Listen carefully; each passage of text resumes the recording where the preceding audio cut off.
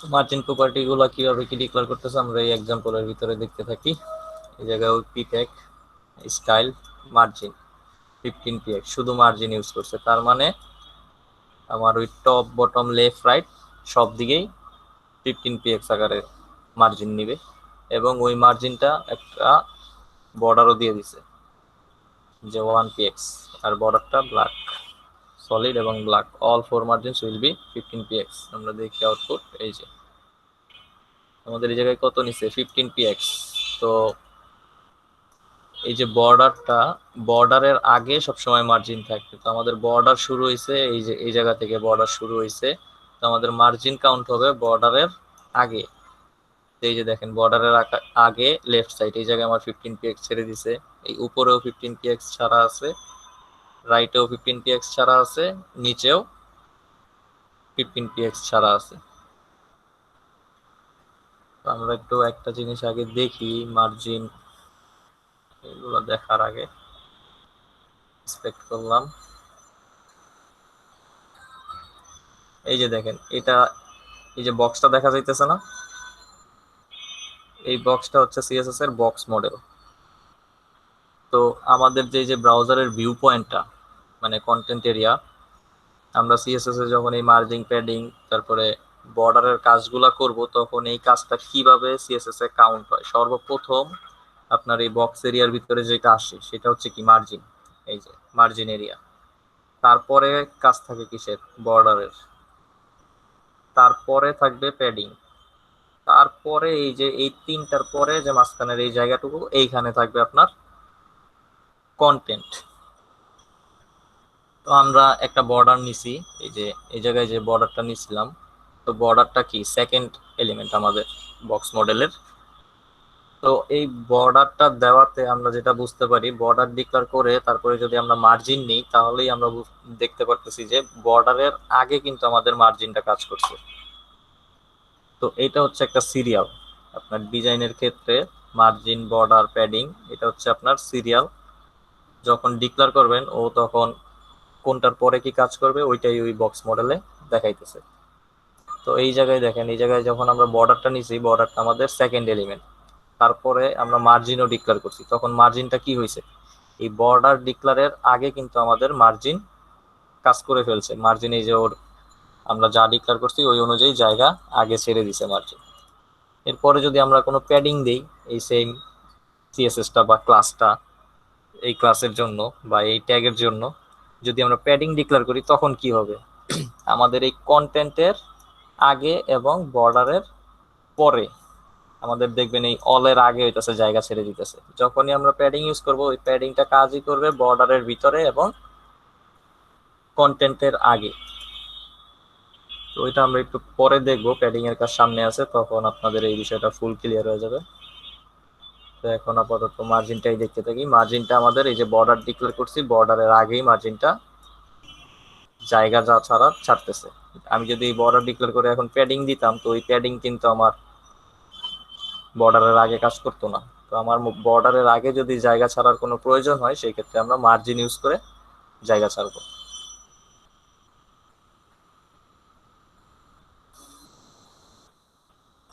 এই জায়গায় same margin 10px আর 2%। এই জায়গায় একটা ব্যাপার আছে, দেখেন এই জায়গায় বিস্তারিত লেখা আছে 10px, এটা কি top and bottom margin will be 10px। গতকালকে আমরা এরকম একটা কাজ দেখছিলাম, যখন সিঙ্গেল ভ্যালু ডিক্লেয়ার করি তখন ওটা চারপাশেই কাউন্ট হয়, টপ বটম লেফট রাইট সব জায়গায়। আর যখন আমরা এরকম দুইটা ভ্যালু দেই, সেক্ষেত্রে এটা দুইটা ভাগ হয়ে যায়, প্রথম ভ্যালুটা কাজ করে টপ আর বটমের ক্ষেত্রে, আর সেকেন্ড ভ্যালুটা কাজ করে লেফট অ্যান্ড রাইটের ক্ষেত্রে। তো এই জায়গায় মার্জিনটা কিন্তু একটু ডিফারেন্ট ভাবে করা হয়েছে। আমরা টপ আর বটমের জন্য দিছি 10px, আর লেফট অ্যান্ড রাইটের জন্য দিছি 2%। তো এই 2%টা কিভাবে কাউন্ট করবে, ও ওর এই পুরা যে আমাদের এরিয়াটা আছে, কন্টেন্ট যে এরিয়াটা আছে, এই এরিয়া 2% বামে রাখবে, 2% ডাইনে রাখবে, আর মাঝখানের যে এরিয়াটা এটা 96% থাকে, তখন এই 96% এরিয়া জুড়ে কন্টেন্ট থাকবে। এইরকম ভাবেই ও মার্জিন ডিক্লেয়ার করছে। এই যে দেখেন এই জায়গাটায়, এই যে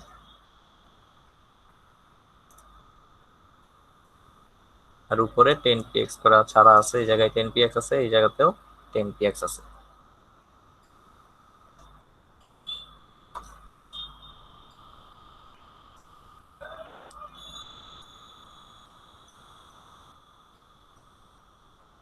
তারপরে দেখেন এই জায়গায় আবার আরেকটু ডিফারেন্ট ভাবে করছে, মার্জিন দিছি 10px দিছি, তারপর আবার 2% দিছি, এরপর আবার এই জায়গায় কি দিছি -10px। আর এটা বর্ডার। তো এই জায়গায় আমরা ডিসক্রিপশনটা পড়ি যে কিভাবে কাজ করতেছে। Top margin will be 10px, left and right margin will be 2% of the total width of the document, আর bottom margin will be -10px। দেখেন এই জায়গায় যখন দুইটা থাকে তখন টপ আর বটম দুইটারই মান এই জায়গায় চলে যায়, আর যখন তিনটা ডিক্লেয়ার করতেছি তখন আমার প্রথমটা টপ নিতেছে, মাঝখানেরটা লেফট এন্ড রাইট নিতেছে, এবং লাস্টেরটাকে আবার বটম হিসাবে নিতেছে। এই জায়গায় -10px দিছে, তো -10px দেওয়াতে কি হয়েছে দেখেন, যেই জায়গায় আমরা আরো জায়গা ছাড়ার কথা সেই জায়গায় ও জায়গা না ছাইরা আরো উল্টা দিকে -10 পরিমাণ জায়গা ও চলে গেছে। এই যে দেখছেন এটা বটমে না, বটমে এই জায়গায় যদি আমরা 10px দিতাম তো ওই কি করতো, 10px পরিমাণ জায়গা নিচের দিকে চলে যেত, মানে পরের যে এলিমেন্টটা ওটা নিচের দিকে চলে যেত। আর এখানে আমি মাইনাস দিছি, তো মাইনাস দেওয়াতে আমার বুঝাই যেতেছে এটা উল্টা কাজ করবে, যে পরিমাণ জায়গা ও পরে যাইতো সেই পরিমাণ জায়গা ও এইখান থেকে আরো উল্টা দিকে উপরের দিকে উঠে আসছে। তো এইরকম যদি কোনো সিচুয়েশন হয় যে আমাদের এইটাকে আর একটু ব্যাকে নিতে হবে, পিছনের দিকে নিতে হবে, বা এটাকে আমি সামনের দিকে দিব না, এই নিচের এলিমেন্টটা আমি আগের উপরের এলিমেন্টের সাথে অ্যাডজাস্ট করব, আরো একটু ভিতরে ঢুকাবো, সেই সব কাজের ক্ষেত্রে আমরা এরকম মাইনাস মাইনাস ইউজ করবো, তাহলেই ও রিভার্স কাজ করবে।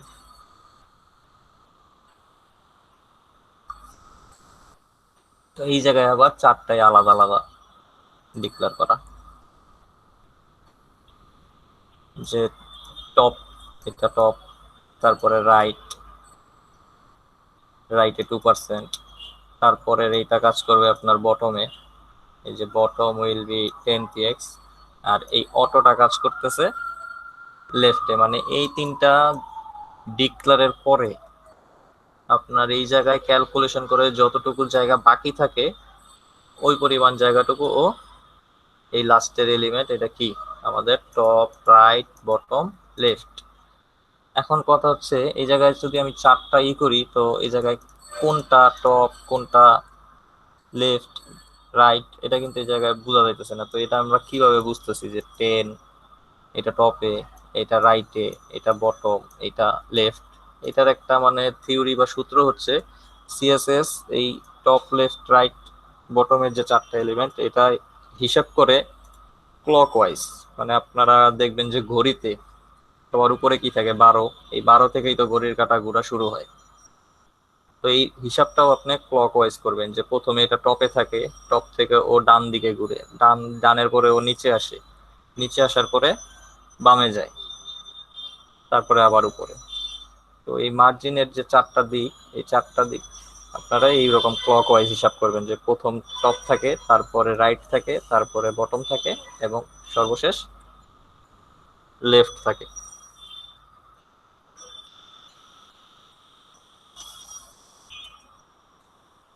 তো এটার আউটপুট এরকম আকারে আসবে যে top margin will be 10px, right margin will be 2%, bottom আবার -10, left will be set by the browser, মানে বাকি যতটুকু জায়গা থাকে এই তিনটা ডিক্লারের পরে ওইটা অটো কাউন্ট করে নিবে।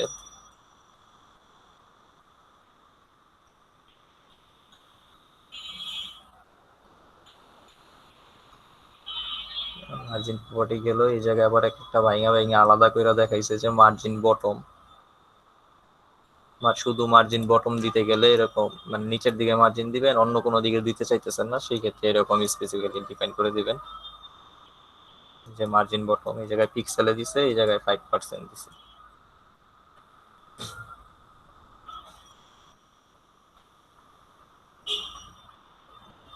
টপ ওইরকম সেম, মানে প্রতিটা আলাদা আলাদা করে দিছে, এটা আর আমার এরকম তেমন কিছু বলার নাই।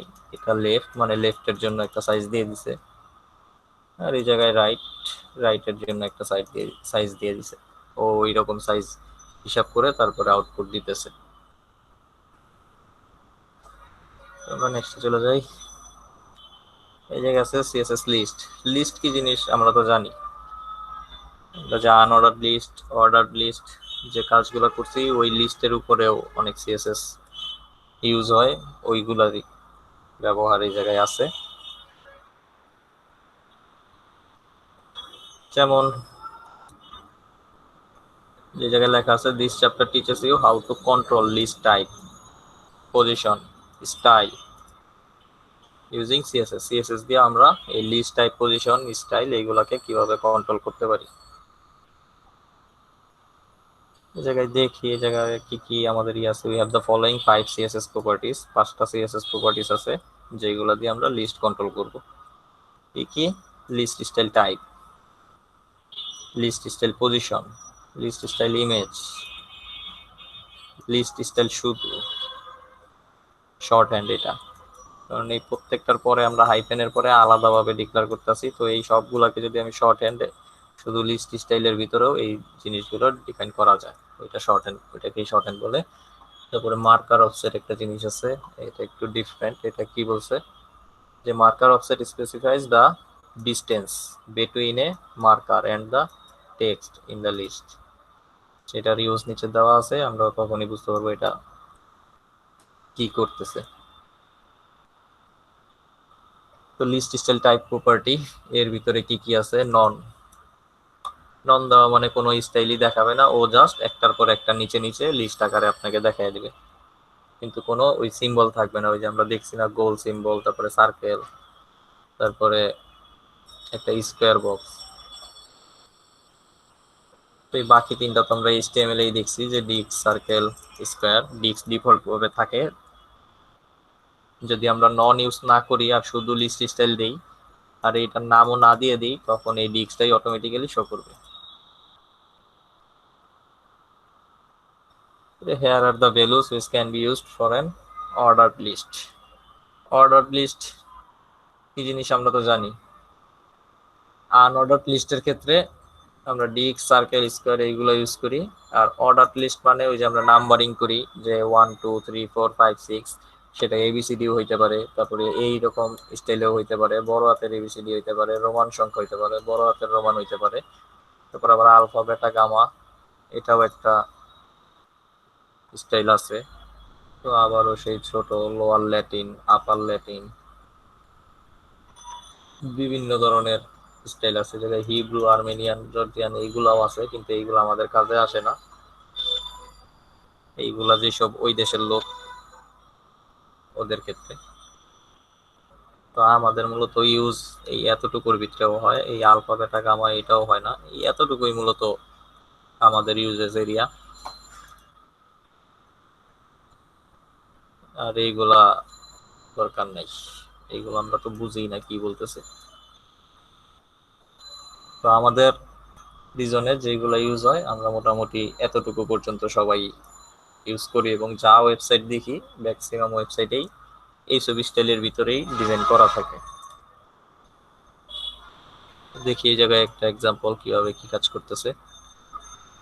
বডি ট্যাগের ভিতরে আমরা একটা আনঅর্ডার লিস্ট নিলাম, ইউএল, এটার কি স্টাইল দিলাম, লিস্ট স্টাইল টাইপ সার্কেল। এর ভিতরে আমরা তিনটা আইটেম দিলাম, এলআই, তিনটা subject, math, social science, physics. তো আরো একটা ইউএল নিলাম, সেটার টাইপ দিলাম কি স্কোয়ার। আচ্ছা, আমরা এই দুইটা আগে দেখি। এই যে দেখেন, প্রথমে আমরা সার্কেল দিছি, আমাদের এই স্টাইল টাইপ কি হয়ে গেল, সার্কেল, এবং তিনটা আইটেম দিছি সেই জন্য তিনটা আইটেম শো করতেছে। তারপর একটা স্কোয়ার দিছি, স্কোয়ার দিয়ে তিনটা আইটেম শো করতেছে। এরপরের গুলো হচ্ছে অর্ডার লিস্ট। এই যে ওএল, অর্ডার লিস্ট কিভাবে ডিক্লেয়ার হয় আমাদের ওএল দিয়ে। তো এই জায়গায় এরকম বিভিন্ন এই যে এই প্রপার্টি গুলো আছে, এই প্রপার্টি গুলারই ইউজ দেখাইছে। যে লিস্ট স্টাইল টাইপ যদি ডেসিমেল দিই, সেই ক্ষেত্রে আমার ম্যাথ, সোশ্যাল, ফিজিক্স এটা কি হবে, নাম্বার আকারে দেখাইতেছে 1 2 3, 1 থেকে শুরু হইতেছে। তারপরের যে ওয়েল, এই জায়গায় কি দিছে, লোয়ার আলফা, তার মানে বুঝাইতেছে ছোট হাতের এবিসিডি, এই যে ছোট হাতের এবিসিডি। তারপরে কি লোয়ার রোমান, তো বুঝাই দিতেছে যে আমাদের রোমান সংখ্যা কিন্তু লোয়ার ছোট হাতের, 1 2 3। এরকম করে আমরা এলআই এর স্টাইলগুলো এই জায়গায় ডিফাইন করব। তারপরে এই জায়গায় লিস্ট স্টাইলের পজিশনের ক্ষেত্রেও ইয়া আছে, আপনার প্রপার্টি আছে, 3টা প্রপার্টি, নন, ইনসাইড, আউটসাইড। নন মানে তো বোঝাই যায় যে এটা দিব না, কিছুই দেখাবে না, এটা দিলে ফাঁকা থাকবে, কোনো পজিশন কাজ করবে না।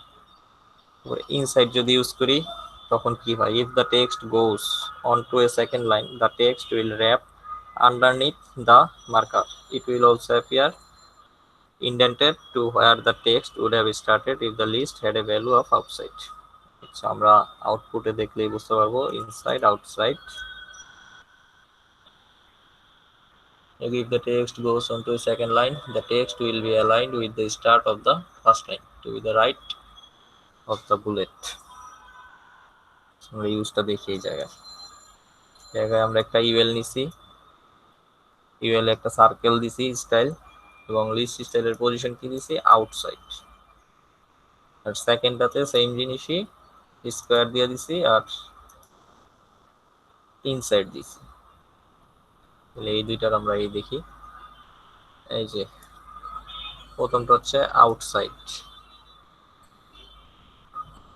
আউটসাইডে নর্মালি দেখাইতেছে, আর ইনসাইড যখনই দিতেছি তখন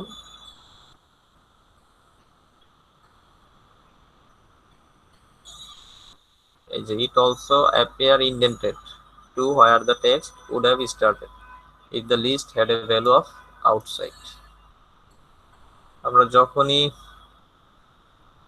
ইনসাইড ইউজ করতেছি তখন কি করতেছে, একটা ইন্ডেন্টের পরিমাণ জায়গা ছেড়ে দিতেছে। এই যে ইন্ডেন্ট, ইন্ডেন্ট মানে তো বুঝি এই জায়গা থেকে এক ইন্ডেন্ট, আপনি একটা ট্যাপ প্রেস করলে যতটুকু জায়গা ই করে ওইটাই ইন্ডেন্ট বলা হয়। ওই রকম জায়গা ছেড়ে দিয়ে তারপরে আমার আউটপুটটা জেনারেট করতেছে।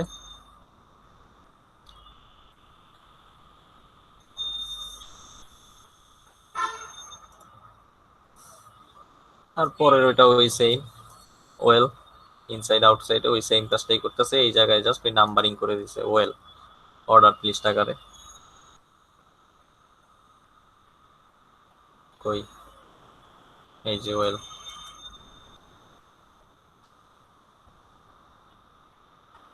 নিচেরটা যে দ্য লিস্ট স্টাইলিং এর প্রপার্টি, আমরা এলআই এর ভিতরে যদি কোনো ইমেজ দেই সেই ক্ষেত্রে কিভাবে এই ইমেজটা আমরা ইউজ করব সেটা এই জায়গায় দেখানো আছে। একটা ইউএল নিলাম, তারপরে এইটা আমার প্রথম আইটেম, এবং প্রথম আইটেমে আমরা একটা ইমেজ দিতে চাইতেছি, যে লিস্ট স্টাইল ইমেজ ইউআরএল, এই জায়গায় একটা ইউআরএল এর পাথ থাকবে, মানে এই ছবিটা আমরা যে জায়গায় রাখবো সেই জায়গায়। তারপরে ম্যাথ, এই ইমেজটার মানে কি, আমাকে প্রথম দিন যখন এইচটিএমএল এইগুলো করাইতেছিলাম একজন প্রশ্ন করছিল যদি আমরা অন্য কোনো সিম্বল ইউজ করতে চাই সেক্ষেত্রে ওই সিম্বল ইউজ করতে পারবো কিনা। হ্যাঁ, ওই ইউজটাই এই জায়গায় দেখানো হয়েছে। যদি আমরা যেই 3টা ডিফল্ট আছে, মানে নর্মালি থাকে ডিএক্স, স্কোয়ার আর সার্কেল, এই 3টার বাহিরে যদি আমরা কোনো আরো অনেক ধরনের বুলেট দেখা যায় না, সিম্বল দেখা যায় না, যে ওইসব কোনো সিম্বল ইউজ করতে চাইতেছি, সেই ক্ষেত্রে আমাদেরকে ওই সিম্বল ডাউনলোড করে নিতে হবে। এটা যে কোনো জায়গা থেকে হইতে পারে, নেট বা এরকম সিম্বল ডাউনলোডের অনেক ওয়েবসাইট আছে, এটা গুগল করলেই পাবেন। তো ওইসব জায়গা থেকে ওই সিম্বলটা নামাবেন, নামায় একটা জায়গায় রাখবেন তার ফোল্ডারে, এবং যখন আমরা কোডিং করব তখন ওই জিনিসটা যদি আমরা এরকম হিসাবে দেখাইতে চাই সেই ক্ষেত্রে এই যে লিস্ট স্টাইল ইমেজ এর ভিতরে আমরা ওই ইমেজটা এই জায়গায় ডিফাইন করে দিব পাথটা, তাহলেই ও যদি ওই ছবিটা পায় তখন ওই ছবিটাই আমার এরকম স্টাইল আকারে কাজ করবে। এই যেমন এই জায়গায় দেখা দিতেছে একটা বুলেট ডট গিফ, তার মানে ও এরকম বুলেট, এই যে এটা একটা বুলেট গিফ ফরম্যাটের ও ডাউনলোড করে নিছে, এবং ওই ফাইলটারই এই ফোল্ডারের মাধ্যমে এই জায়গায় শো করতেছে।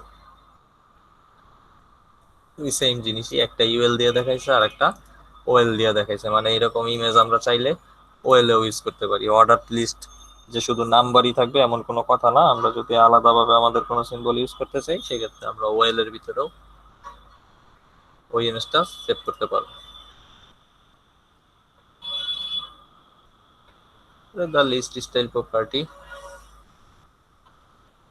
জায়গায় কি আছে, allows you to specify all the list properties into a single expression. Those properties can appear in any order. List style inside square, outside upper alpha. যখন ইনসাইড দিতেছি তখন ওই যে ইন্ডেন্টেশন, এক ইন্ডেন্টেশন পরিমাণ জায়গা ছেড়ে দিয়ে তারপরে আমার এই জিনিসটা দেখাইতেছে। আর আউটসাইড মানে এই জায়গায় কিন্তু শর্ট হ্যান্ডের কাজটা দেখানো হয়েছে। এই যে আউটসাইড দিয়ে দেখানো হয়েছে, ইনসাইড আউটসাইড এটা হচ্ছে আমাদের এই যে একটা ইন্ডেন্টেশন আছে আর একটা ইন্ডেন্টেশন নাই। আর স্কোয়ার হচ্ছে আমাদের স্টাইল, যে প্রথম যেটাই করছি লিস্ট স্টাইল কি টাইপ। তো এক লাইনের ভিতরেই আমরা লিস্ট স্টাইল দিয়ে দুইটা জিনিস ডিক্লেয়ার করছি, মানে শর্ট হ্যান্ড আকারে ইউজ করছি লিস্ট স্টাইলটা, ওইটাই দেখাইছে এই জায়গায়। এই জায়গায় আউটসাইড আর আপার আলফা, আপার আলফা মানে বড় হাতের এবিসিডি, এই যে বড় হাতের এবিসিডি। আর আউটসাইড মানে এই জায়গায় কোনো ইন্ডেন্টেড থাকবে না। Marker offset property. The marker offset property allows you to specify the distance between the marker and the text relating to the marker. Its value should be length as shown in the following examples. এই property গুলা use কমই হয় কারণ এইগুলা ঝামেলা করে। এই যে যেমন এখানে লেখাই আছে, this property is not supported in IE6 মানে ইন্টারনেট এক্সপ্লোরার 6 অর নেটস্কেপ 7। তো যেই সব প্রপার্টি গুলো এরকম একটা দুইটাতে সাপোর্ট করে না, ওইগুলা দিয়ে ডিজাইন করতে গেলে দেখা যায় যেগুলাতে সাপোর্ট করে ওইগুলো তো মাঝে মাঝে ডিস্টার্ব করে। আর এখন এইগুলাতে কাজ করতেছে না, তো পরবর্তীতে দেখা যায় অন্যগুলো আস্তে আস্তে ডুপ্লিকেট হয়ে যাবে, কাজ বন্ধ হয়ে যাবে। ওইসব স্টাইল আমরা না পারতে ইউজ করবো। দেখি এই জায়গায় কি লিস্ট স্টাইল ইনসাইড স্কোয়ার, এটা একটা শর্ট হ্যান্ড প্রপার্টি। আর এই জায়গায় মার্কার অফসেট দিছে 2em পরিমাণ জায়গা, এই জায়গায় বলে দিছে ভ্যালুতে যা থাকবে সেটা একটা লেন্থ থাকবে, আর নিচেরটা দিছে সেন্টিমিটারে।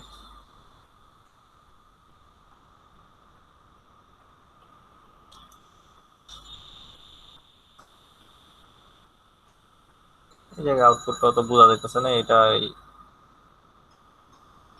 এই distance between the marker and the text relating. এই যে এটা হইতেছে মার্কার আর টেক্সট, এর মাঝখানের এই যে জায়গাটা, এই জায়গার গ্যাপটা যদি আপনি বাড়াইতে চান সেই ক্ষেত্রে এই জায়গায় যেমন দেওয়া 2em, তাই এই জায়গায় একটু ফাঁকাটা বেশি। আমরা জানি ইএমটা একটু বড় সাইজের, 1em পরিমাণ। ওই দিন যে সাইজ দেখছিলাম 7 পিটি না 12 পিটি জানি একটা ভ্যালু, তো ওই জিনিসটাই এই জায়গায়, যে জায়গায় আমরা 2em ইউজ করছি আর এই জায়গায় মাত্র 2 সেন্টিমিটার ইউজ করছি, তাই এই জায়গায় ফাঁকা কম। মানে আপনার এই যে লিস্ট মার্কার ইউএল বা ওএল যেটাই হোক, এটা থেকে আপনার টেক্সট এটার মাঝখানের ডিস্টেন্সটাই এই মার্কার অফসেট দিয়ে দেওয়া হয়।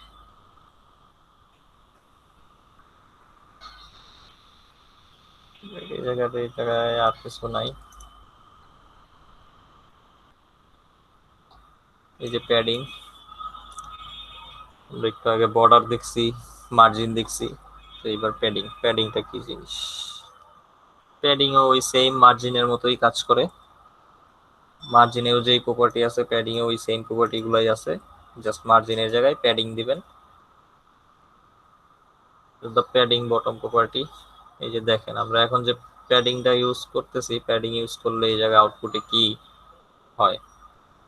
এই যে একটা নিলাম স্টাইল, প্যাডিং বটম দিছি, বটমে কত 15px আর বর্ডার দিছি 1px আর সলিড ব্ল্যাক। এই যে আমার ব্ল্যাক, তারপরে সলিড বর্ডার এবং বর্ডারটা 1px আর প্যাডিং 15px। তো এই জায়গায় দেখেন এই যে বর্ডারটা, বর্ডারের আমার এই লেখার নিচের অংশটাই একটা ফাঁকা দেখতে পারতেছি না, এই জায়গাটাই হচ্ছে আপনার 15px প্যাডিং দেওয়া আছে। আমরা একটু আগে যে সিএসএস বক্স মডেলটা দেখলাম, এই বক্স মডেলে কি আছে, এই যে দেখেন বর্ডারের পরে প্যাডিং, প্রথমে মার্জিন কাজ করে, তারপরে বর্ডার, বর্ডারের পরে আসে প্যাডিং। তো আমাদের কিন্তু এই যে আউটপুটটাতেও এরকমই, কন্টেন্টের আগে এবং বর্ডারের পরে। তাহলে এই জায়গায় আমার এই যে বর্ডার, এই প্যাডিংটা তো বর্ডারের পরেই আছে, আর কন্টেন্টের আগেই, যেহেতু এটা আমরা নিচে দিছি এই জন্য মনে হইতেছে যে আগে বর্ডার, তারপরে কন্টেন্ট, তারপরে হচ্ছে প্যাডিং। এখন যদি আমরা প্যাডিংটা চারদিকে দিতাম তো তখন কি হতো, আমার কন্টেন্টটা মাঝখানে থাকতো, তার আগে আমার প্যাডিং টপ থাকতো, তার মানে প্যাডিংটা হচ্ছে সিরিয়াল মতো বর্ডারের পরে। আমরাই যখন কোনো বর্ডার রিলেটেড কাজ করব, প্যাডিংটা তখন ওই বর্ডারের ভিতরে কাজ করবে, আর বর্ডার দেওয়ার পর যদি আমরা মার্জিন দিই, সেই জিনিসটা আমার কাজ করবে বর্ডারের বাইরে। এটাই হচ্ছে মার্জিন প্যাডিং এর পার্থক্য। এই জায়গায় দুইটাই বটম প্যাডিং দিয়ে দেখাইছে, আর একটা 5% দেখাইছে, তো এটা পার্সেন্ট আকারে একটা হিসাব করে যতটুকু জায়গা হয় সেটা এই জায়গায় আসছে। আর এই জায়গায় একটা ফিক্সড মাপ দেখাই দিছে 15 px কাছে। এই জায়গায় আবার টপ দিয়ে শুধু টপেরটা দেখাইছে, একই কাজ, জাস্ট এটা উপরে চেঞ্জ হবে যা প্যাডিং দিবেন। এই জায়গায় লেফট মানে বাম পাশে, এই যে আমি লেখাটা বর্ডারের একটু দূর থেকে শুরু করব, সেই ক্ষেত্রে আমার এই জায়গায় যতটুকু প্যাডিং দিব ততটুকু এই জায়গায় জায়গা ছেড়ে দিবে বর্ডার থেকে। আর এই জায়গায় রাইট, রাইট তো রাইট, রাইটের জায়গায় কন্টেন্ট কি ছোট, কতটুকু ছাড়ছে আর কি ছাড়ে না এটা তো বোঝা যাইতেছে না এই জায়গায়, কিন্তু জায়গা ছাড়া আছে। যদি আপনি বড় কোনো লাইন লেখেন তখন এই জায়গায় বোঝা যাবে, যে মনে করেন এই পর্যন্ত প্যাডিং রাখলাম তো লেখাটাও এই পর্যন্ত আইসা নিচে চলে যাবে। এটা শুধু প্যাডিং, তার মানে হচ্ছে ওই শর্ট হ্যান্ড। এই যে শুধু প্যাডিং দিয়া একসাথে অনেকগুলো ডিক্লেয়ার করে দিলাম একটা প্রপার্টির ভিতরে। কি কি ডিক্লেয়ার করলাম, ডিফাইন করলাম সাইজ, তারপরে বর্ডার, এরপরে হচ্ছে এই বর্ডারটা কি হবে,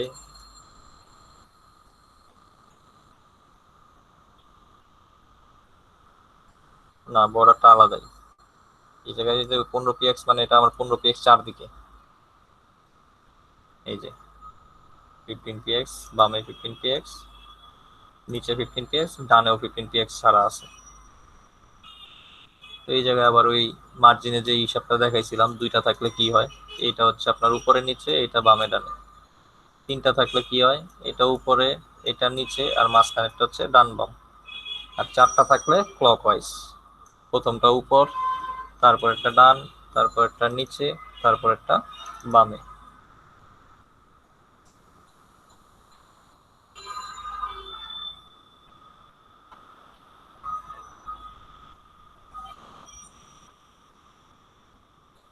এদিকে আর কিছুই নাই। তারপরে কার্সর রিলেটেড সিএসএস।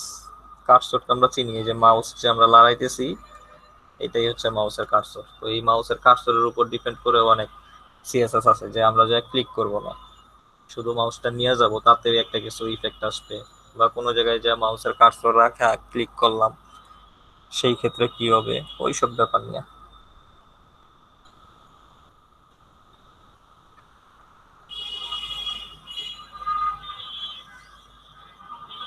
জায়গায় কিছু প্রপার্টি দেখা যেতেছে, the following table shows the possible value for the cursor property, মানে কার্সর একটা প্রপার্টি, তার এরকম কয়েকটা ভ্যালু আছে। কি কি ভ্যালু, অনেক value. Auto, crosshair, default, pointer, move, e resize, বিভিন্নই আছে। Text, wait, help, URL. আমরা একটু এক্সাম্পলে গিয়ে ইউজ দেখি, যে প্রত্যেকটা এই জায়গায় ডিফ দিয়ে করছে, একটা পি ট্যাগ নিচে ফার্স্টে, তারপরে সব ডিফ, প্রতিটাই আলাদা আলাদা ডিফ, প্রতিটা ডিফে একটা করে স্টাইল। প্রথমটা দিছে কার্সর অটো, সেই স্টাইল গুলোই একটা একটা করে সবগুলো এই জায়গায় দিছে। তাহলে আমরা আউটপুট গুলো এই জায়গায় দেখি, এটা অটো। ক্রস হেয়ারে যখন নিতেছি দেখছেন আমার মাউসের কার্সর কিন্তু চেঞ্জ হয়ে গেছে। তো ডিফল্টে যখন নিচ্ছি, ডিফল্ট তো আমাদের যে কোনো লেখা বা ইসের উপরে ক্লিকেবল যদি না থাকে সেক্ষেত্রে এরকম একটা অ্যারো চিহ্ন আসে। তারপরে পয়েন্টার, পয়েন্টারের উপরে গেলে আমার কার্সরটা হাত হয়ে যেতেছে একটা। মুভের ক্ষেত্রে এই যে দুই দিক অ্যারো, চারদিকে arrow, e resize horizontal arrow, any resize মানে এই টাইপের সিম্বল বা এই যে কার্সরের স্টাইলটা কখন দেখা যায়, যখন আমরা কোনো একটা জিনিস কোনাকুনি ধরে উপর টান দিই, কোনাকুনি টান দিলে তো আমাদের চারদিক থেকেই বড় হতে থাকে। তো ওইসব ক্ষেত্রে ডিজাইন যদি কখনো করি, সেই ক্ষেত্রে এই জায়গায় একটা কার্সর স্টাইল এরকম সিএসএস দিয়া এন ই রিসাইজ দিয়ে দিবেন। তারপরে এন ডাব্লু, এন ই মানে নর্থ ইস্ট, এন ডাব্লু মানে নর্থ ওয়েস্ট। এই যে যেমন এটা পশ্চিম দিক এবং নর্থ, এটা নর্থ এবং পূর্ব দিক। এন রিসাইজ এটা হচ্ছে লম্বালম্বি। এসি ওই সাউথ ইস্ট, সাউথ ওয়েস্ট, এটা দক্ষিণ, এটা পশ্চিম মানে ওয়েস্ট। টেক্সটে তো আমরা এরকমটা পরিচিতই কার্সর। ওয়েটের ক্ষেত্রে যদি কোনো জায়গায় ওয়েট করে তখন আমাদের কার্সর এরকম ঘুরতে থাকবে যাতে পাবলিক বুঝে যে আমার পেজটা লোডিং হইতেছে বা আমি যে কন্টেন্টটা দেখতে চাইতেছি সেটা আসতে একটু দেরি হইতেছে। তারপরে হেল্প, হেল্প টাইপের যদি কোনো অপশন রাখি বা কোনো কন্টেন্ট আমরা তৈরি করি, সেই কন্টেন্টের ওই জায়গায় যখন কার্সর নিয়ে যাবে তখন এরকম একটা প্রশ্নবোধক চিহ্ন আসবে। এটা একেবারে সহজ জিনিস। এই নামগুলো মনে রাখার ব্যাপার, এই নামগুলোও মনে রাখতে পারবেন না কারণ এগুলো ইউজ তো সবসময় হয় না। তো যখনই আপনার কার্সর রিলেটেড যখন কাজ আসবে আপনি গুগল করবেন, আর গুগল করলে এরকম কার্সর সিএসএস এর যে ভ্যালুগুলো আছে এটি গুগলেই পেয়ে যাবেন। জাস্ট নামটা দেখে নেবেন আর ডিক্লার কেমনি করে দেখে নেবেন, নিয়ে আপনার কাজে আপনি ইউজ করে দিবেন।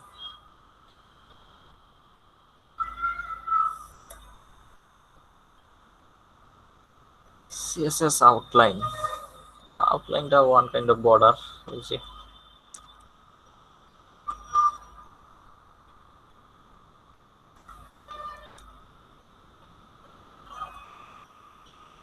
এই কি লেখা আছে, outline are very similar to border. এই যে লেখাই আছে যে বর্ডারের সাথে অনেকটাই similar, but there are few major difference as well. কিছু ডিফারেন্স আছে কি কি। An outline does not take up space. Outlines do not have to be rectangular.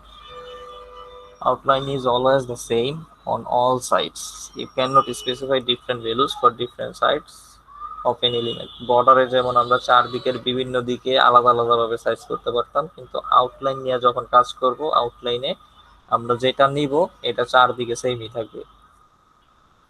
এটা আমি ওই এক এক সাইডে আলাদা আলাদাভাবে বড় ছোট মোটা চিকন এরকম ডিফাইন করতে পারবো না।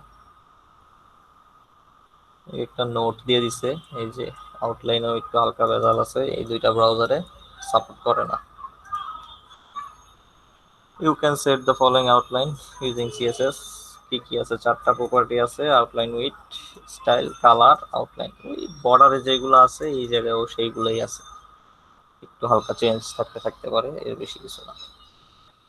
জি, থিন, থিক সবগুলোই আপনার বর্ডারে যে প্রপার্টিগুলো ছিল ওইগুলা। যে outline, style, solid, outline, style property ওই আগের মতোই, বর্ডারে যেগুলো এই জায়গায় সেম।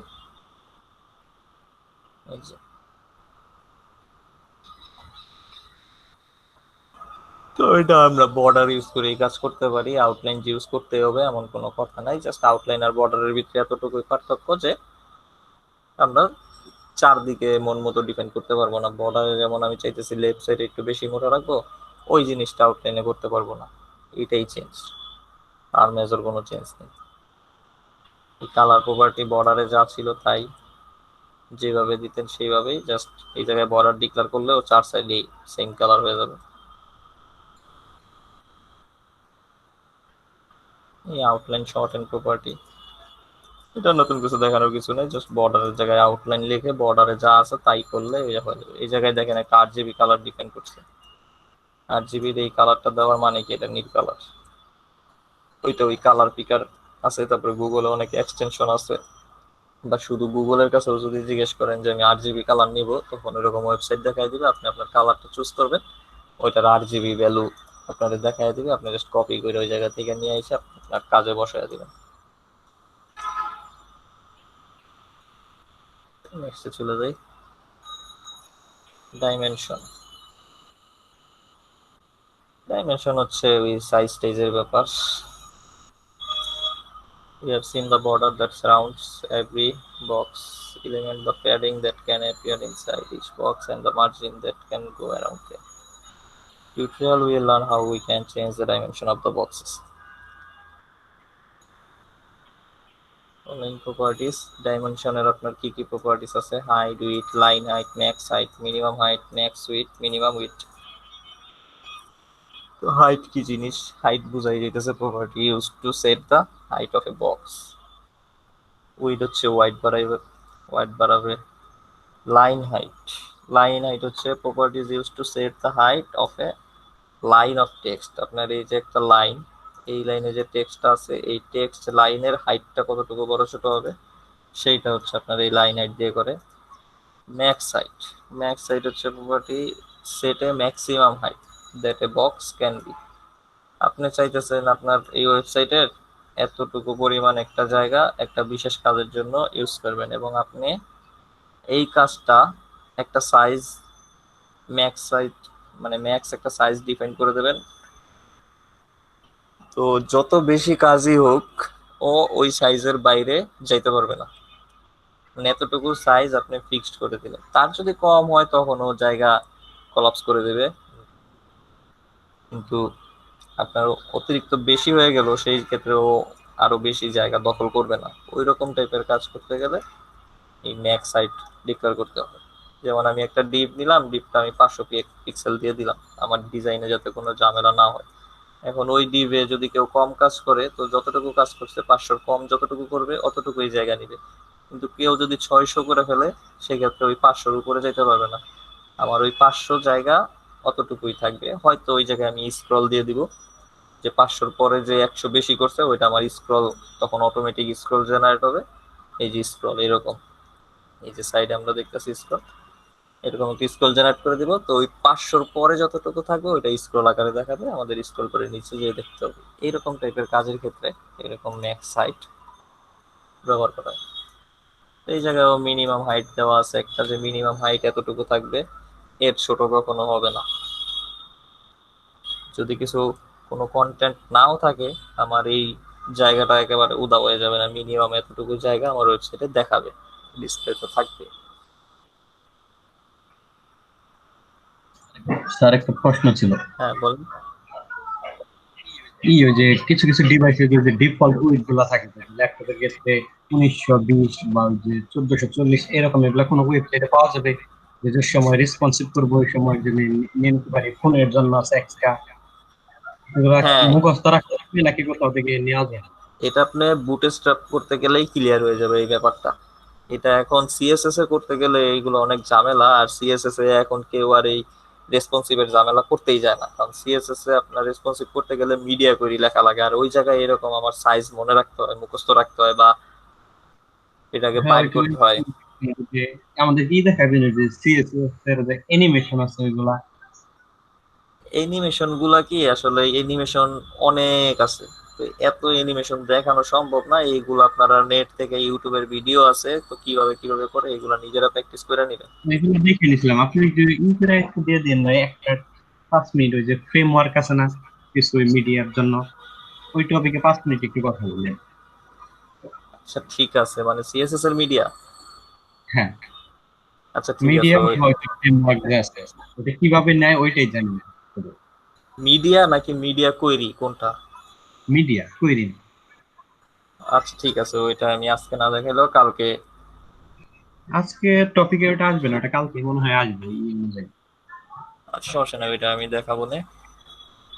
আর ওই আচ্ছা। আপনার যে এই সাইজের যে ব্যাপারগুলো বললেন, এটা যখন ওই বুটস্ট্র্যাপের ক্লাস করব, বুটস্ট্র্যাপের প্রথম দিকেই ওই গ্রিডের একটা ব্যাপার আছে, ওই তখন কোন ডিভাইসের জন্য কতটুকু হওয়া দরকার যে সাইজ, ওইটা আপনার ওই বুটস্ট্র্যাপে ক্লাস ডিফাইন করাই আছে। তো ওই ক্লাস মানে লিখলেই আর ওই সাইজ টাইজ দেখা লাগে না, তখন ওই অটোমেটিক রেসপন্সিভ হয়ে যায় ওই সাইজের জন্য, ওই ডিভাইসের জন্য।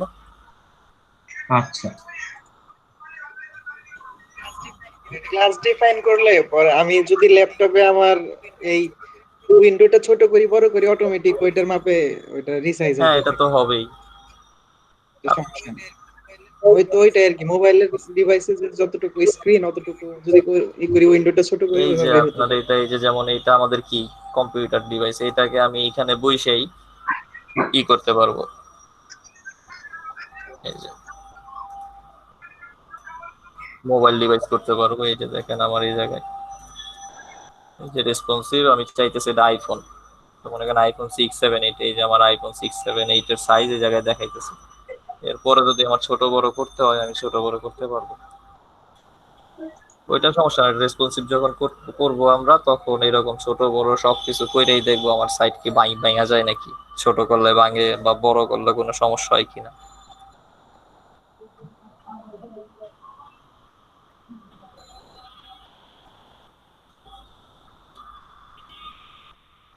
তো এই কোন জায়গায় ছিলাম, লাইন হাইট দেখলাম, ম্যাক্স হাইট দেখলাম, মিনিমাম হাইট বললাম। ম্যাক্স উইড ওই সেম থিওরি, যে আমার উইড একটা মিনিমাম উইড ম্যাক্সিমাম উইড আমি ডিফাইন করে দেবো যে এর বেশি হইতে পারবে না। তো মিনিমাম উইড ওই সেম জিনিস, একটা মিনিমাম উইড ডিক্লেয়ার করে দিলে যে আমার উইডটা এর ছোট হতে পারবে না। এই কিছু হাইট ওয়েট প্রপার্টিস এর কাজ দেখাইছে, যে একটা পি ট্যাগ এর ভিতরে কি দিছে, 400 px উইড নিছে এবং হাইট দিয়ে দিছে 100 px। এই যে, তো এই জায়গায় একটা বর্ডার দেওয়া হয়েছে এই জন্য, কারণ প্যারাগ্রাফ মানেই আমার এই ফুল জায়গাটা জুড়ে প্যারাগ্রাফ। তো এই বর্ডারটা দেওয়ার মানে হচ্ছে আমি যে উইড হাইট ডিক্লেয়ার করে দিছি, ওই বর্ডারটা আমার ওই উইড আর হাইট যতটুকু ততটুকুর ভিতরে বসে পড়ছে, এবং এটা রেড কালার দিয়ে দেখাইছে। এই জন্য আমরা বুঝতে পারতেছি যে এই উইডটা আমার এই পর্যন্ত 400 px আছে এবং হাইটে 100 px আছে। তো এই জায়গায় একটা প্যাডিং ইউজ করছে, তো প্যাডিংটা ইউজ করলে কোন জায়গায় ইফেক্ট করবে, এই যে দেখেন দিসের আগে আর এই যে বর্ডার এই মাঝখানে এই জায়গায় 5 px জায়গা আছে। তারপর আমরা একটা মার্জিন দিছি 10 px, তো এই মার্জিনটা কোথায় কাজ করতেছে, এই যে বর্ডারের আগে এই যে এতটুকু জায়গা ছেড়ে দিছে, এটাই হচ্ছে মার্জিন। তো এই জায়গায় কিন্তু মোটামুটি আর ক্লিয়ার হয়ে গেছে যে মার্জিন প্যাডিং কিভাবে কাজ করতেছে। এই যেখানে লেখাও আছে this paragraph is 400 pixel wide আর 100 পিক্সেল হাই। তো লাইন হাইট প্রপার্টি কিভাবে কাজ করতেছে, ওই সেম যে ডিজাইনটা ছিল ওইটাই আছে, বর্ডারও আছে, প্যাডিং মার্জিনও আছে, জাস্ট আমরা একটা নতুন প্রপার্টি দিছি, লাইন হাইট কত, 30 পিক্সেল। এই 30 পিক্সেল দেওয়াতে দেখেন এই জায়গায় আমাদের কি চেঞ্জ আসছে, এই যে দিস প্যারাগ্রাফ, এই যে লেখাটা লিখলাম, তো এন্ড এর পরে যে লেখা আবার নিচের লাইনে চলে গেছে, মানে এটা একটা বড় টেক্সট লিখছি। তো মানে স্বাভাবিকই আমার 400 পিক্সেল জায়গা নিছি, তো এই জায়গায় আর ও বসতে পারে নাই, তাই অটোমেটিক নিচে চলে আসছে। তো নিচে যে চলে আসছে দেখেন এই লাইন থেকে এই লাইনের এই যে মাঝখানে গ্যাপটা, এই গ্যাপটা এই জায়গায় আপনার 30 px আছে। এটাই হচ্ছে আপনার এক লাইন থেকে আর এক লাইনের যে হাইটটা, সেই হাইটটা আপনার কত হবে, এটা আপনি যদি ডিক্লেয়ার করে দিতে চান আপনার কাজের সুবিধার্থে বা আপনার ডিজাইনের সুবিধার্থে, সেই ক্ষেত্রে লাইন হাইট প্রপার্টি ইউজ করে ডিক্লেয়ার করে দিতে হবে। তারপরে এই জায়গায় ম্যাক্স হাইটে কি করছে, উইথ দিছে 400 পিক্সেল আর ম্যাক্স দিছে 10 পিক্সেল। বর্ডার দেওয়া আছে, প্যাডিং দেওয়া আছে, আর এই জায়গায় পি থেকে 4টা লাইন দেওয়া আছে।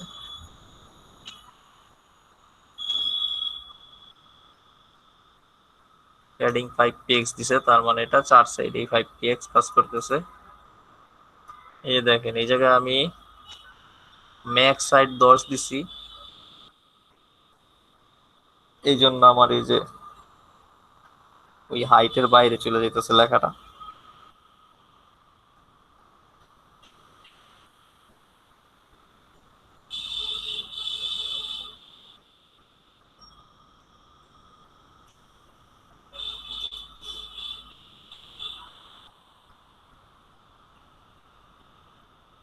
কি করছে, একটা লোগো বসাইছে।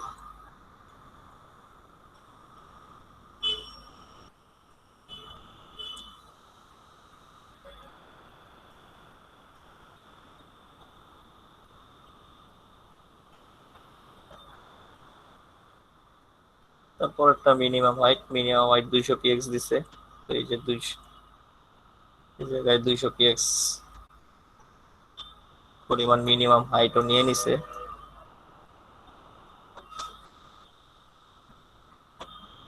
একটু দেখি এটারে ডাইরেক্ট ইউজ করেই দেখি আমাদের কি আসে, ওকে সেম আসে কিনা।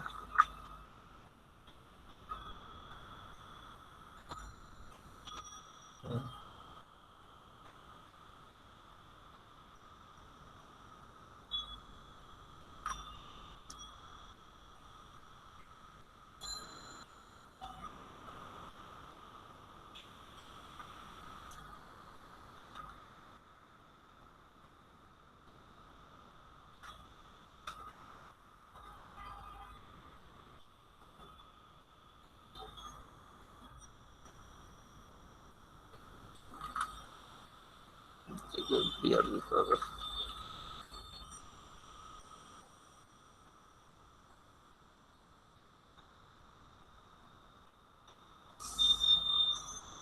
এই জায়গায় আমার 200 পিএক্স জায়গা পর্যন্ত মিনিমাম হাইট। এই জায়গায় আমি ম্যাক্স 10 দিছি, তাই লেখা আমার ওভার হয়ে যাইতেছে।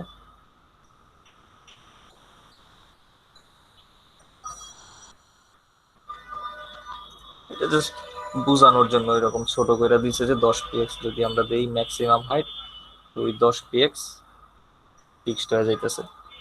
ওই জায়গায় কোনো স্ক্রল ইউজ করি নাই, যদি স্ক্রল ইউজ করতো তাহলে আর এরকম আসতো না, ওই জায়গায় আপনার একটা স্ক্রল বারে এসে পড়তো। ম্যাক্স উইড প্রপার্টি এটা ওই সেমই, যে ম্যাক্স উইড দিলে ব্যাপারটা কি হবে। যেখানে ম্যাক্স উইড দিছে 100 পিক্সেল, এই যে 100 পিক্সেল পর্যন্ত উইড, হাইট দিছে 200 পিএক্স, আর এই জায়গায় বর্ডারটা ইউজ করছে। তো যখন আমি ম্যাক্স উইড 100 পিক্সেল দিতেছি, আমার পি ট্যাগ মানে কিন্তু এই পুরো জায়গাটা নেওয়ার কথা ছিল, কিন্তু আমি বাইন্ড করে দিছি যে ম্যাক্স উইড আমার 100 পিক্সেল পর্যন্ত থাকবে। এই জন্য আর ও এদিকে যাইতেছে না, এই উইডের বাইরে যাইতেছে না। তো লেখা যা হইতেছে এটা নিচে চলে আসতেছে। আর এই জায়গায় হাইট 200 পিএক্স দিছি, আমাদের বর্ডার, সেই জন্য এই বর্ডারটা 200 পিএক্স পর্যন্ত ফিক্সড হয়ে আছে, কিন্তু এর বেশি লেখা যখন হইতেছে ওইটা নিচে চলে যাইতেছে।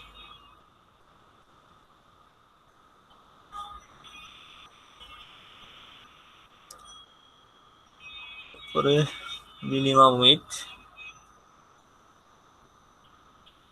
মিনিমাম উইডও এরকমই, যে আমার এটা মিনিমাম এত থাকবে,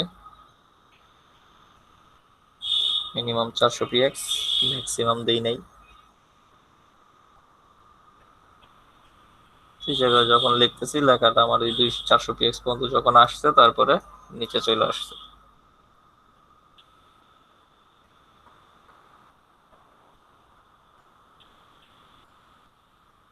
জাস্ট এই সাইজ গুলা এক একটা এলিমেন্টের আপনার সাইজ ডিফাইন করে দেওয়ার ইয়া।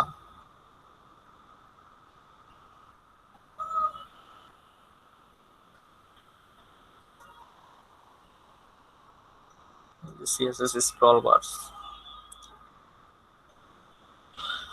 এই জায়গায় এখন এই যে এইসব প্রবলেম গুলো সলভ হবে, যে মিন ম্যাক্সে যেটা দেখাচ্ছি ওই জায়গাটা আরেকটু ক্লিয়ার হবে। স্ক্রল বার থেকে তো আমরা বুঝতেই পারতেছি যে এই বারটারে বলে স্ক্রল বার, আমরা যেটা লড়াইতেছি চালাইতেছি।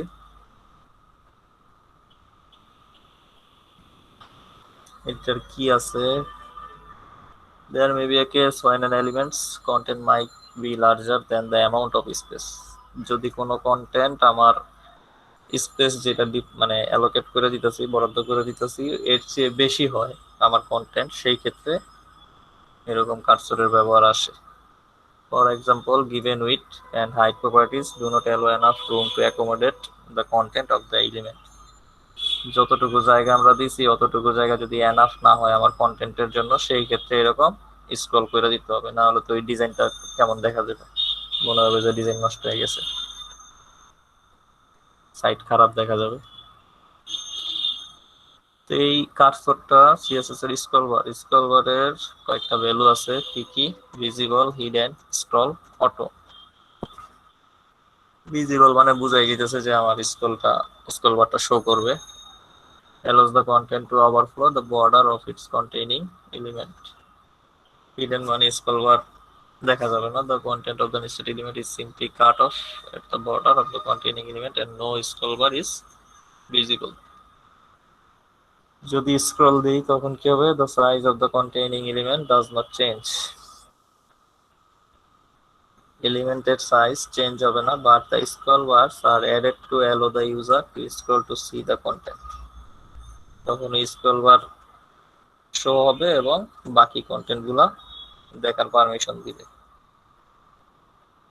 The purpose the purpose is the same as scroll, but the scroll bar will be shown only if the content does overflow. তাহলে তো অটো দেওয়াই ভালো, মানে একটা ডিজাইন করলেন, ওই ডিজাইনটা যখন দরকার হবে, মানে কোনো ক্ষেত্রে যদি কন্টেন্ট বেশি হয়ে যায় সেই ক্ষেত্রে অটোমেটিক স্ক্রল বার আসবে, আর কোনো ক্ষেত্রে আপনি যে সাইজটা দিয়েছেন তার ভিতরেই আপনার ফিট হয়ে গেছে সেই ক্ষেত্রে আর স্ক্রল বার শো করবে না, মানে ওর যখন প্রয়োজন হবে যে জায়গায় স্ক্রল বার দরকার ঠিক তখনই ওই স্ক্রল বার দিবে।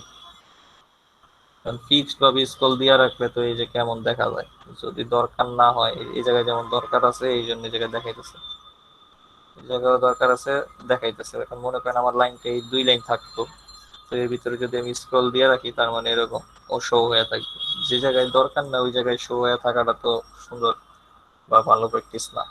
যদি আমার এই জায়গায় বেশি কন্টেন্ট থাকে তখনই ও নিচে নামবে বা এটা শো হবে। এই জায়গায় দুইটা দেওয়া আছে স্ক্রল দিয়েই, যেমন এই জায়গায় একটি স্ক্রল নামে ক্লাস দিছে আপনার পি ট্যাগ, দুইটা ডিভ নিছে, একটা এই ডিভ একটা এই ডিভ, ওই ডিভের ক্লাস দিছে কি স্ক্রল নামে, আর একটা দিছে অটো নামে, আর কিছু কন্টেন্ট দেওয়া। ডিভের স্ক্রলটা দিছে ডিসপ্লে ব্লক, তারপর আপনার একটা বর্ডার দিছে, প্যাডিং দিছে,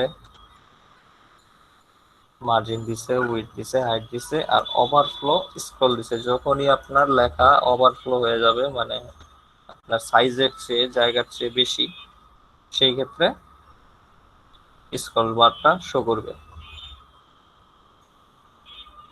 বা স্ক্রলটা লিখতে গেলে ওভারফ্লো প্রপার্টি লিখতে হয়, স্ক্রল হচ্ছে ভ্যালু।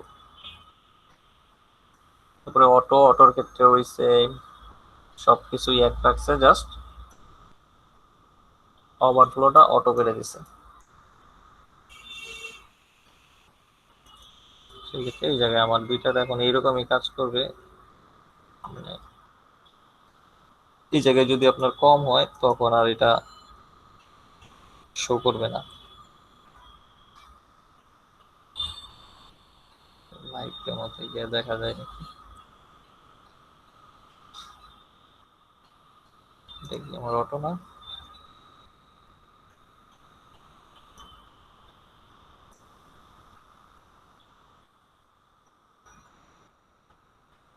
এই যে দেখছেন আমি কন্টেন্ট কমায় দিছি, এখন কিন্তু আমার এই জায়গায় শো করতেছে না। যখন এই জায়গায় আমি আবার কন্টেন্ট বাড়ায় দিতেছি এবং দিয়া রান করতেছি তখন আমার আবার এই জায়গায় স্ক্রল বার শো করতেছে। এই অটোটাই দেওয়াই গেল, যখন দরকার হবে ওর স্ক্রল বার আসবে আমার কন্টেন্টের উপর ডিপেন্ড করে, যখন দরকার হবে না তখন আসবে না।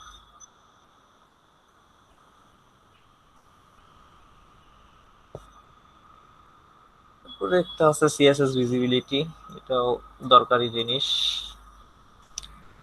অনেক সময় কিছু কিছু জিনিস আছে আমরা ভিজিবল রাখতে চাই না, ওটা হিডেন করে দিতে চাই, সেই ক্ষেত্রে এই ভিজিবিলিটি ইউজ হয়। তো এই ভিজিবিলিটির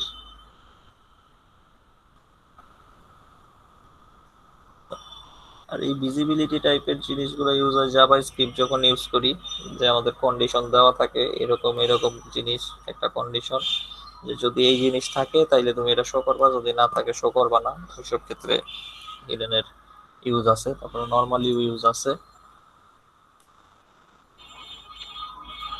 ভিজিবিলিটির ভ্যালু কি কি আছে, ভিজিবল, হিডেন, কলাপস। ভিজিবল এটা ডিফল্ট, এটা আপনি যদি ভিজিবল বা হিডেন কলাপস কিছু নাও লেখেন সেক্ষেত্রে ও ভিজিবলই হয়ে থাকবে। আমরা দেখি উদাহরণে কি আছে। দেখেন এই জায়গায় দুইটা প্যারাগ্রাফ ট্যাগ নিছে, একটাতে কিছুই দেয় নাই, আর একটার ভিতরে স্টাইলে আমি কি লিখে দিছি, ভিজিবিলিটি হিডেন। তো দেখেন আমার আউটপুটে কি দুইটা লাইন আসার কথা ছিল না, কিন্তু নিচের লাইনটা কিন্তু আসে নাই। কেন আসে নাই? আমি ভিজিবিলিটি হিডেন দিয়ে দিছি। ও এই জায়গায় কিন্তু ওর জায়গা দখল করে রাখছে, কিন্তু আপনাকে কন্টেন্টটা শো করবে না, কারণ এটা হিডেন করা। হিডেন করা মানে এই না যে এই জায়গায় কিছু নাই, এই জায়গায় কিছু একটা আছে কিন্তু দেখা যাচ্ছে না, টার্ম লইতেছে এটা। এতটুকু এটার কাজ, আর কিছুই না। কোনো কিছু যদি হিডেন করতে হয় সেই ক্ষেত্রে।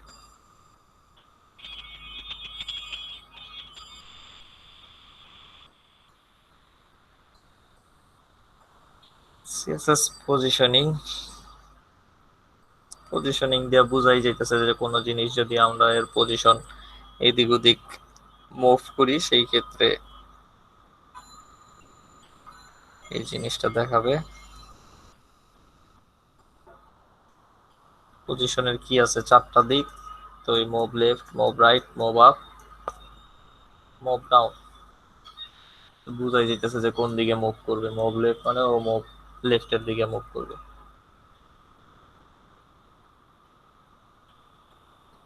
আর এই জায়গায় কিছু লেখা আছে, use a negative value for left, কারণ লেফটে আমাদের ডিফল্ট ভাবে এমনিতেই থাকে, একেবারে মানে স্টার্টিং পয়েন্টে থাকে। তো এর থেকেও যদি আমরা বামে নিতে চাই, তো সেই ক্ষেত্রে আমাদের অবশ্যই ওই জায়গায় নেগেটিভ ভ্যালু ইউজ করতে হবে। তারপরে move right, use a positive value. Move up, use a negative value for top. Move down, use a positive value for top. তো কিভাবে কি ইউজ করতেছে আমরা দেখি।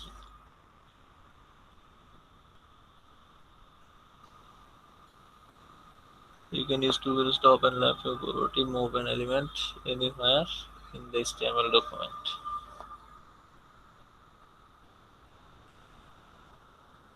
Relative positioning changes the position of the HTML element relative to where it normally appears. So left 20 adds 20 pixel to the element's left position.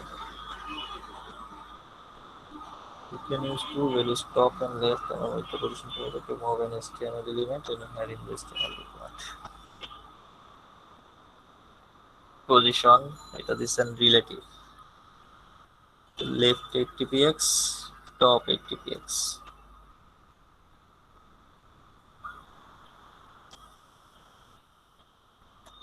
এই জায়গা থেকে 80px সরে আসছে লেফট থেকে রাইটে। টপে 2px, 2 না মনে হয় 20, হ্যাঁ 20।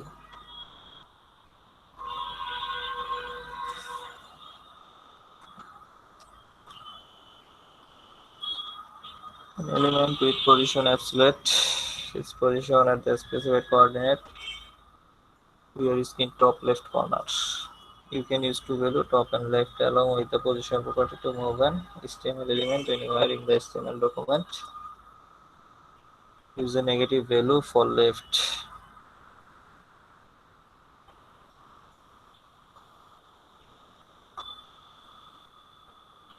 যখন রিলেটিভ দিতেছি, এই জায়গায় যে কালারটা দিতেছি, ও আমার এই পজিশনের ফুল জায়গাটা, ডিফ তো এমনি একটা block level element. Block level মানে হচ্ছে এই পুরা লাইন নিয়ে নেবে, পুরা জায়গার মানে এই যে পজিশনটা এই পুরাটাই দখল করছে ডিফ।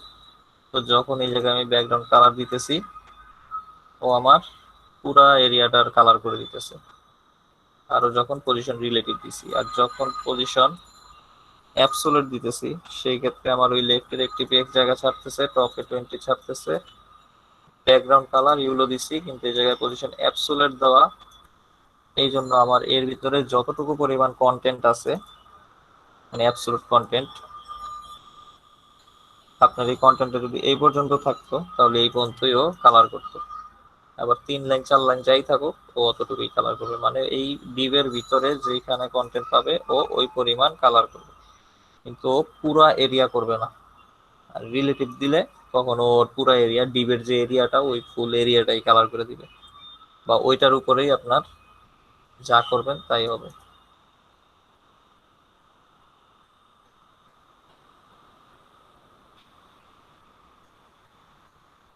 এই জায়গায় ফিক্সড পজিশনটা ওই অ্যাবসোলিউটের মধ্যেই কাজ করতেছে।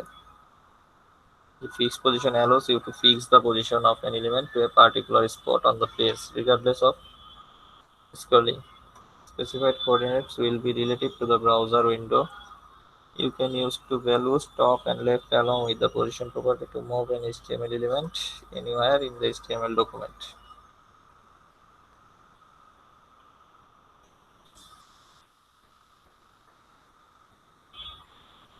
এই পজিশনটা একটু মানে এই জায়গায় ক্লিয়ার ভাবে করা নাই এই জায়গাটায়। এই টিউটোরিয়ালে আমি এটার জন্য আপনাদের একটা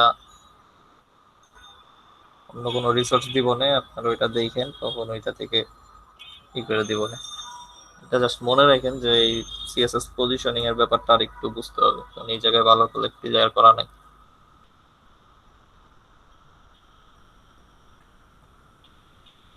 সিএসএস লেয়ার,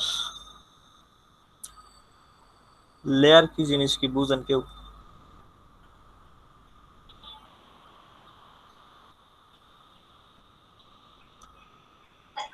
ওই ইলাস্ট্রেটরের লেয়ার ওই রকম টাইপ। হ্যাঁ হ্যাঁ হ্যাঁ, আপনার ওই ফটোশপ ইলাস্ট্রেটরে যে লেয়ারের ব্যাপারটা আছে, মানে এই জায়গাতেও ব্যাপারটা ওই রকমই। এই যে যেমন এটা একটা লেয়ার, এটার নিচের লেয়ার এইটা, এটার নিচের লেয়ার এইটা, মানে এই ইউলোটা হচ্ছে সবার নিচের লেয়ার, একটার উপরে আরেকটা যে থাকে এরকম একটা লেয়ার।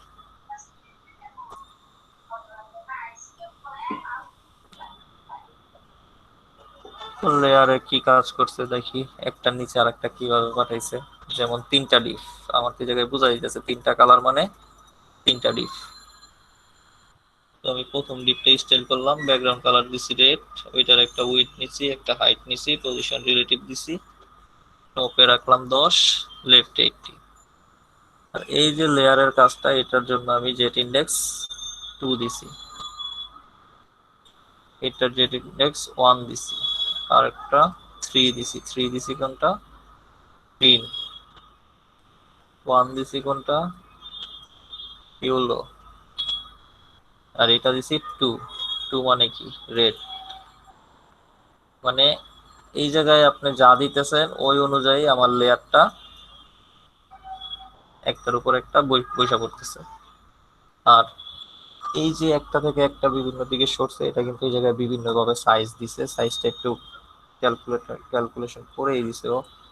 যেমন 300 100 এটা তো আমাদের ফিক্স সাইজ, এটা হচ্ছে এই সাইজটা, এইদিকে 300 আর লম্বা হচ্ছে 100। এখন আমি এটা কি রেড, রেডেরটার পজিশন কি দিছি, টপে দিছি 20 px, লেফটে 80 px।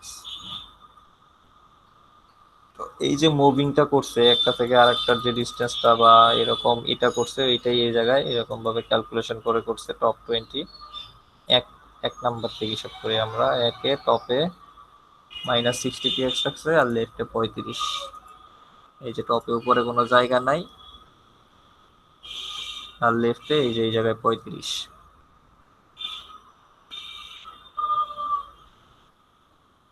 তারপরে 2 তে টপে 10, এই জায়গায় 80।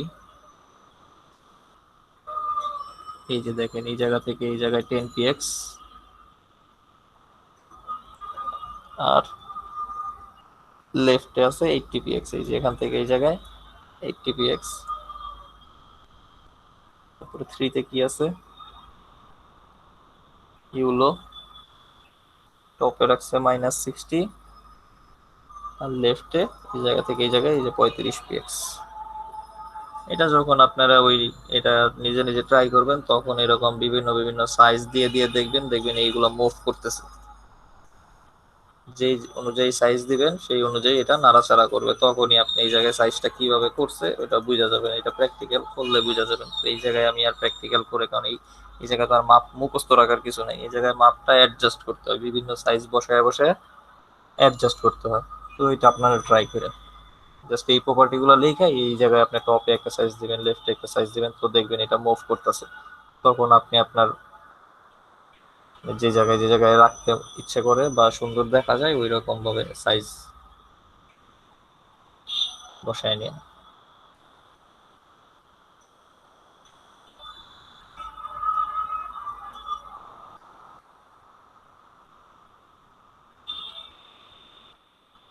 সেই সুডো ক্লাস এই ব্যাপারগুলো আমি একেবারে আপনার ইসের পরে দেখাবো, 10-15 মিনিট আর এটা দেখে দিয়েছি সুডো সুডো ক্লাস। তারপরে এরপরে আরো কয়েকটা জিনিস আছে, এটি একটু বুঝার ব্যাপার আছে, এটা আমি পরে দেখাই দিছি।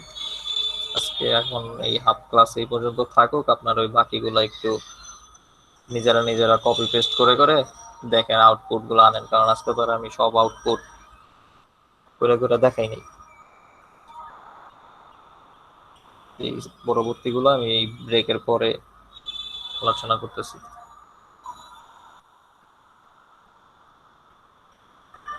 ব্রেকটা এখনো দিবেন? হ্যাঁ চলে, আজকে একটু আগেই দিলাম। আরেকটু পরে দিলে একটু ভালো হয়, কারণ আজানটা তো 4টার দিকে দেয়, এই জন্য 4টা বা 4টা তাহলে একটু আপনি আগে। প্র্যাকটিস করেন, আমি আপাতত এখন নতুন কিছু বলতেছি না, আপনারা ওই কপি পেস্ট করে, কারণ আমি তো আজকে আপনাদের কোনোটাই দেখাইনি। আপনারা কয়েকটা প্রপার্টি এইগুলা মানে কয়েকটা টার্ম একটু কপি পেস্ট করে আপনারা আউটপুট গুলা জেনারেট করেন নিজেরা নিজেরা। আচ্ছা।